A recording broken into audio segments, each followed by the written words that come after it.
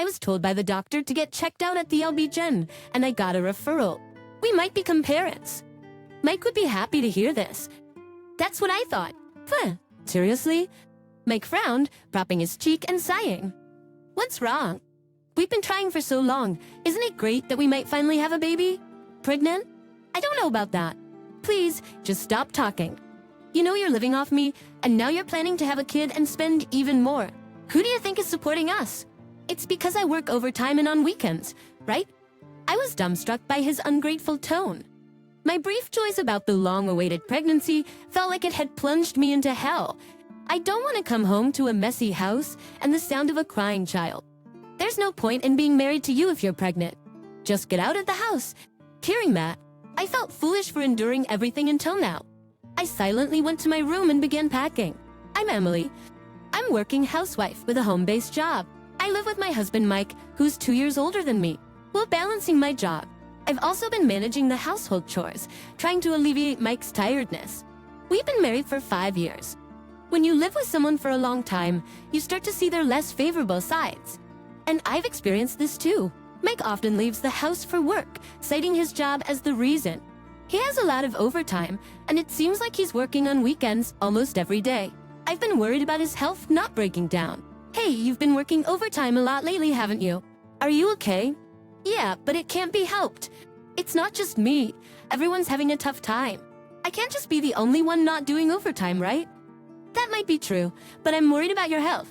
Can't you at least cut down on working weekends? No way, no way. If I don't work on weekends, the workload just increases during the week. It's more efficient to get it done while other companies are off, right? I understand what you're saying, but can't you take at least one day off? I really want to spend more time with you. Mike, looking exasperated, glanced at me and said, "You're always at home, so you might not understand the work situation. There are times when a man has to stand firm, and this is one of those times. Have you never heard of work-life balance?" I was appalled by his outdated comments. Come on, don't be jealous at your age. It's not pleasing at all to be jealous. Pleasing at all to be jealous of a 36-year-old woman, unlike a young girl. I was speechless at Mike's harsh words.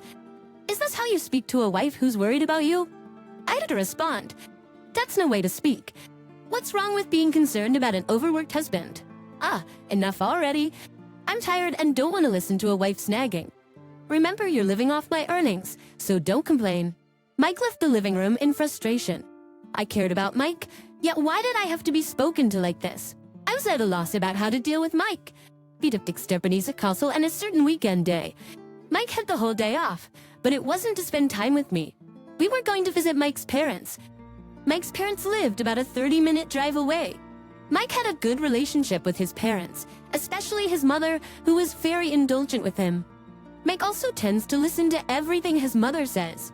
I've always found it difficult to get along with my mother-in-law like that. My father-in-law, a reasonable man, often steps in to calm her down when she gets too out of control. He's always been kind to me, his daughter-in-law. However, he's the president of a company and often busy with work, so he's not around much.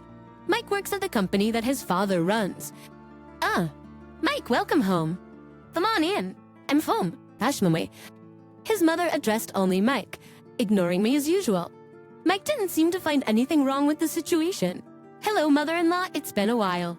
As I spoke, she finally acknowledged me, saying, "Oh, Emily, you're here too," before continuing to talk with Mike as they walked inside. Then, Mike's father appeared at the entrance, looking sorry to me. Sorry. For Emily. It's good to see you. Come in. Hello, father-in-law. Thank you. I will. Watching Mike and his mother chatting on the sofa, his father scolded them. You two, why did you leave Emily outside and go in first? You should have invited her in together. Teachers always did call out to her. She could just come in on her own. In one's husband's home, you can't just walk in on your own. We invited her, so it's our duty to be considerate. You should understand that, being a daughter-in-law yourself. Dad, don't say so much to Mom. She was just happy I came home. She probably got a bit carried away. I don't understand why a grown son's rare visit would make her so overly happy. My father-in-law shook his head and was sorry again. However, Mike and his mother, seemingly clueless about what they did wrong, never had a word for me. As I was about to sit on the sofa, my mother-in-law called me over with an uncomfortably wide smile. Emily, can you help me make some tea? Yes, I responded and followed her to the kitchen. As soon as we were alone, the smile vanished from her face, and she spoke in a low voice. Hurry up and make the tea. Don't forget to prepare the snacks too. When we visit the in-laws, my mother-in-law always assigns me housework. When my father-in-law isn't looking, she knows she'll get scolded by him if he finds out. What a sneaky person. But I've gotten used to it. While I was preparing the tea, she continuously criticized me, my clumsiness. The snacks I brought weren't to her taste. My supposedly unlucky-looking face. She went on and on, finally concluding with this statement. Honestly, I can't understand why Mike married someone like you. It's amazing how she never tires of bad-mouthing her daughter-in-law. At first, I was deeply hurt, but after 5 years of the same routine, I come numb to it. For minor things, I would just say you're right, putting on a fake expression. I learned to let it go in one ear and out the other.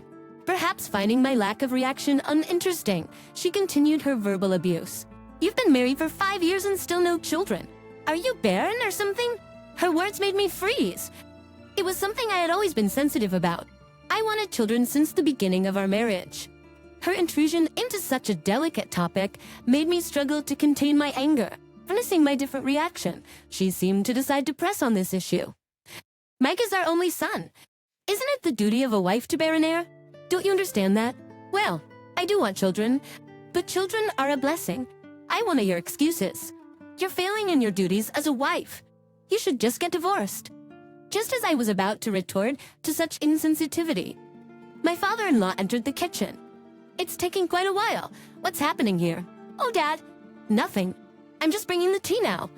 Absent, pretending as if she had prepared it herself. My mother-in-law took the tray from me and carried the tea and snacks into the living room. Emily, are you okay? Did Mom say something to you again? No, I'm fine.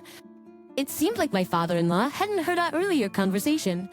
I found it painful to bring up that topic myself, containing my anger. I answered him with a smile.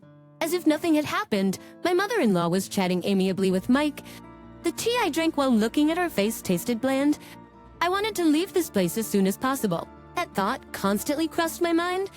Some months after visiting the in-laws, Mike was still caught up with his usual routine of overtime and working on weekends. I had been feeling unwell for several days, finding it hard to even get out of bed. I managed to do the bare minimum around the house, but Mike seemed oblivious to the change.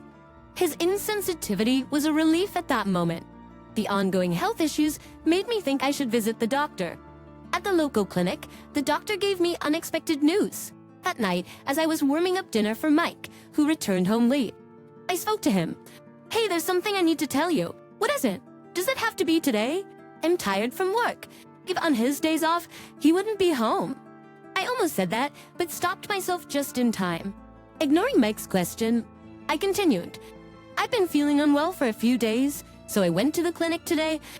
They said I might be pregnant. What? Mike's eyes widened as he looked at me. I thought this might stop the nagging from my mother-in-law. Thinking that, I felt a bit relieved. They told me to get a detailed checkup at the EGWGA, and I got a referral. We might become parents. Mike would be happy. That's what I thought. But his reaction was nothing like I had imagined. Action seriously? He frowned, propped his cheek, and sighed. What's wrong? We've been trying for a long time. Isn't it great that we might finally have a baby? Pregnant? I don't know about that. Just stop talking. Wait, would you say that? You knew I've wanted a child since we got married, right? Mike sighed deeply again. I was the one who wanted to side. You know, you're living off me, and now you plan to have a child and spend even more. I mean, who do you think is supporting us? It's because I work overtime and on weekends, right? His ungrateful tone left me stunned. My brief happiness about the pregnancy felt like being dropped into hell. I want to come home to a messy house and the sound of a crying child. To Xijing, there's no point in being married to you if you're pregnant. Just to leave the house. Hearing those words, all my patience seemed foolish. I silently went to my room and started packing. I acted quickly from there. I found a new place to move into immediately, arranged for movers, and sent all my belongings to the new house. Within a week, I completed the move, left the divorce papers on the table, and left the house. The next day, I received a message from Mike saying he had filed the divorce papers. All the time I had endured felt wasted. 5 years of marriage had ended so abruptly. About 6 months after the divorce, I received a call from Mike. I didn't notice it at the time because I was at work, but there were over 20 missed calls just that morning. There had been occasional calls every few weeks before, but I had no desire to speak with someone I had divorced and had ignored them. However, this many missed calls was unusual. It might be an emergency. Thinking that, I decided to call Mike back. He answered after just one ring. Finally, he picked up. "You were so slow," he yelled as soon as I answered. I regretted calling him back. "What's your deal?" "What do you mean? I don't understand." "Don't play dumb. It's about the rent. I just got a call saying it's been unpaid for 6 months, including the utilities. What's going on?" His absurd accusation almost made me laugh. It wasn't a conversation to have with an ex-husband. If there are overdue bills, just pay them. "Why are you calling me about this? Your account was set up for the withdrawals, right? Why did you change it as soon as you left? Doing something like this, you're really mean. It's obvious I would stop the automatic withdrawals. Why should I pay for rent and utilities for a house I don't even live in anymore?" There was silence on the other end of the line. He was probably overwhelmed with confusion at my unexpected response. "What? You're saying you were paying the living expenses?" Mike finally started talking, his tone mocking. "D ridiculous? You were living off me. There's no way you had the means to do that. What are you talking about? Thinking you were supporting me is a big misunderstanding. Just your salary alone wouldn't be enough for 2 adults to live on. I'm the son of a company president. Of course, I make a lot. Being a president's son means a high salary. What kind of logic is that?" I had to show him the reality. "Have you ever looked at your pay stubs? Why don't you check them right now? Let's talk after that." Mike seemed to get irritated with my responses. He said just wait, presumably to look for his pay stubs. It was payday this week. "Hold on, I'll check right now." When the call suddenly cut off, I checked my smartphone screen, wondering if the signal was bad. The signal was fine. It seemed Mike had just stopped talking abruptly. "What? What's this amount? What does this mean?" "I don't know the reason, but your salary is significantly lower compared to others your age." Mike seemed unable to accept the reality, muttering disbelief over the phone. Not sure if he was listening, but I continued. "Yet, you lived in a luxury apartment and splurged on designer goods, thinking you're the president's son. President's son, how could someone with such spending habits pay for living expenses and rent?" "No, that's because I have to wear things befitting the president's son. Why buy things beyond your salary? It's because you don't face reality that things turned out this way. Hey, you must be struggling since the divorce, right? Marry me, and we can live together again." Mike laughingly made this shameless proposition. After all he's put me through, which nerve was he talking with? I responded firmly and clearly. "The thought of remarrying someone as out of touch with reality as you is unimaginable. I'm doing fine with my job, don't worry. Life's been fun since I left you. Don't bother me. Job? Don't act high and mighty. It's just a part-time job, right? Must be barely making ends meet. Being with me is your best option. It's not part-time. I've been working from home even before our divorce, which I've told you. You never remember anything I say. Working from home. I don't know about that. Anyway, you can't be making more than pocket money. So let's remarry and..." Mike, desperate to reconcile, was interrupted as I delivered a crushing blow. "I'm an entrepreneur." "Entrepreneur?" "Yes. My business is on track and performing well." So, he thought he had been supporting his ex-wife, only to find out she was an entrepreneur and the president of a company. This revelation must have been a crushing blow to Mike's pride, who had been complacent in his status as the president's son. I felt vindicated after years of being belittled. However, his response was unexpected. "Entrepreneur, hun? You said business is good, so you must have plenty of money. Then you can support me, right?" I was stunned and at a loss for words when Mike, who I thought had high pride, made a statement that showed not a shred of it. It's surprising how people can act so recklessly when they are pushed to their limits. We're divorced, you know. We're no longer related. There's no way I'm gonna pay money for a complete stranger. Wait, Emily, there's nothing more to discuss. Don't call me again about such nonsense. Bye. Despite Mike's continued protests, I mercilessly hung up. I ignored several more calls that came in afterwards. Eventually, he must have given up as the calls stopped coming.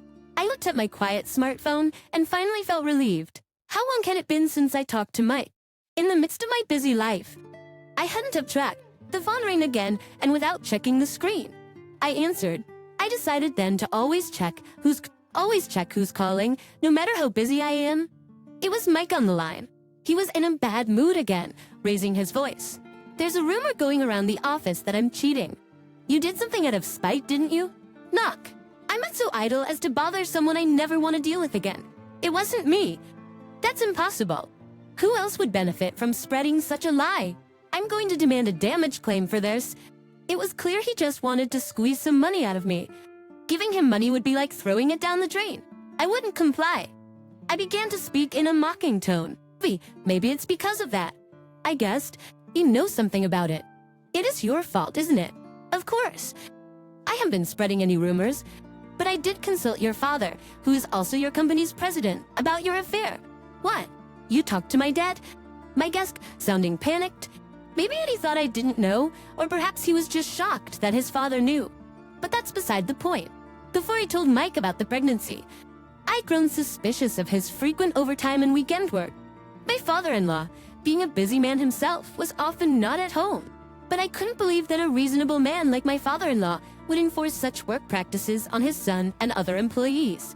That's why I hired a detective to investigate Mike's activities. The results were damning. Mike was indeed having an affair with a female coworker from his company. Not just Mike, but the affair involving his coworker meant I had to inform his father, the president. I sent evidence to the company addressed to the president. Probably my father-in-law must have taken some action. And that's how the rumors started in the office. What? Dad knows about it? What have you done? Don't get mad at me. You shouldn't have cheated in the first place. I owed a lot to your father. I couldn't overlook a staff member brazenly having an affair. You're making unnecessary trouble. To him, my position, he seemed overly concerned about his status, despite not earning enough to support a wife. Hearing him mutter to himself was a waste of time. I hung up the phone. A few days later, my father-in-law called me. Emily, it's been a while. Do you have a moment? Hello, it's been a while. Yes, I'm available. Good. I'm sorry for the trouble my foolish son has caused you. Oh, you're not to blame. It's all Mike's doing. Well, yes, but I also feel responsible for my lack of oversight. Lack of oversight? I can't apologize enough for the discomfort you've experienced. Mike's behavior was disgraceful, making his earnest father say such things. Neither the previous call nor this one included any apologies from Mike. It's sad to see a grown man making his parents apologize on his behalf. Due to the affair in the company, we had to take serious action. The woman involved was demoted and transferred to another department, and Mike was fired. Fired? But for an office affair. It wasn't just about this incident. Did you know about Mike's salary? Yes, but he mostly spent it however he liked, hardly contributing to the household. Unbelievable. There was a reason for that salary amount. He sighed. After a brief silence, he gently asked me, "Can I tell you something?" I replied, "Sure." He just strutted around, boasting he was the president's son and didn't do any work. He even threatened others that he'd tell on them to the president. I had suspected something about his salary, but not to this extent. He was so selfish. I was glad I divorced him.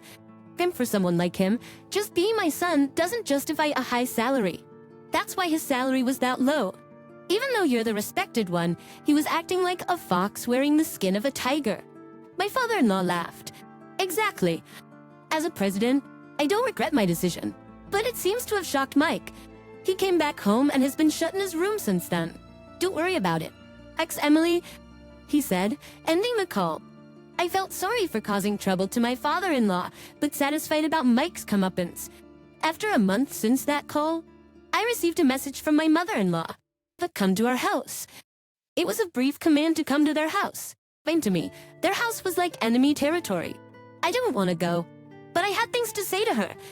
After contacting my father-in-law, who agreed to be there.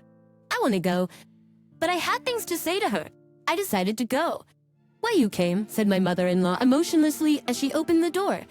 As usual, she didn't invite me in but went straight inside. Back when I was their daughter-in-law, such behavior from my mother-in-law used to confuse me, but now I don't need to concern myself with her attitude. I followed her, now indifferent to her attitude. In the living room, only my mother-in-law was present. Just you? Yes. I sent my husband on an errand. Because of you, Mike won't leave his room. The poor thing.